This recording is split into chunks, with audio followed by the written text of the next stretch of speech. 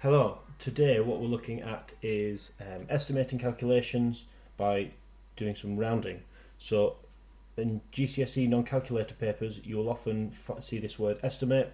The word estimate here is a buzzword. It tells you that you should be rounding the values in your calculation to something else, to one significant figure, so that you can do a much simpler calculation than 13 multiplied by 296.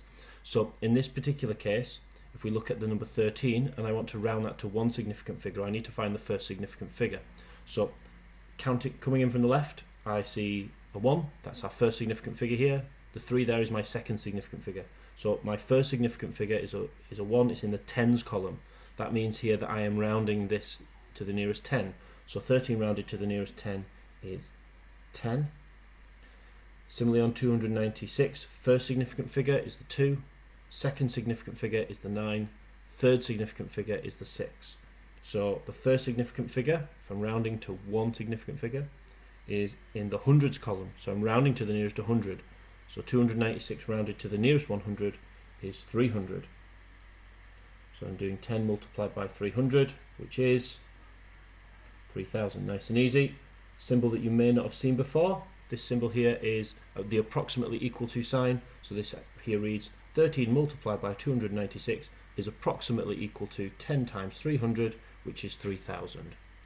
Let's have a look at the next one. You might find that you have calculations set up like this, where you've got multiplications and divisions in. It works in exactly the same way.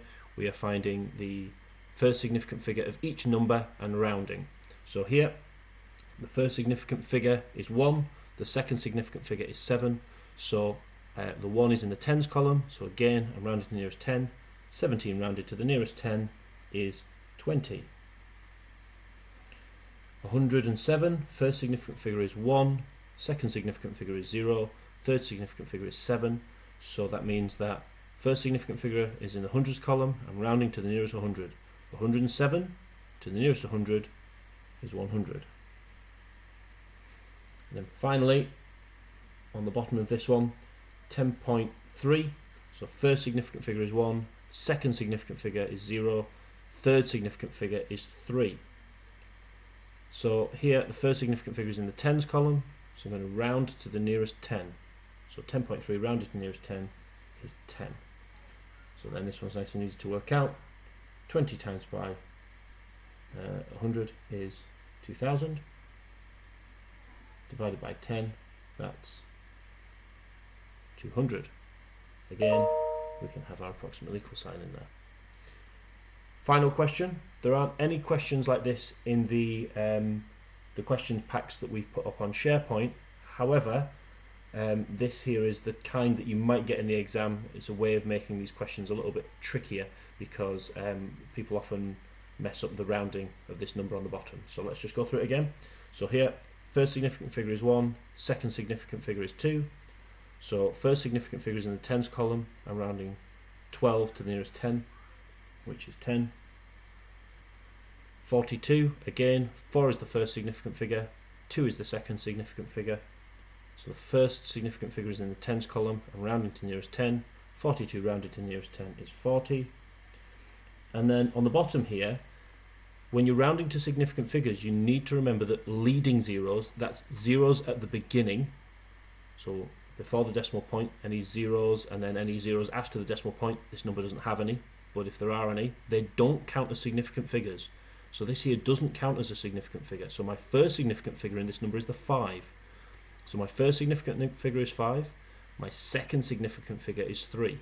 So my first significant figure is in the first decimal place column. So I'm rounding this number to one decimal place. And that's reasonably straightforward to do. 0.53 rounded to one decimal place will be 0.5. So we now need to do 10 multiplied by 40, which is 400. And then we're dividing by 0.5. Now this is where people tend to make a bit of a mistake. The easy mistake here to make is to go, right, well half of 400 is 200.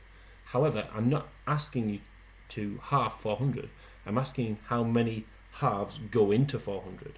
Now as an aside, if you think about having a whole 1, how many halves are in a whole 1?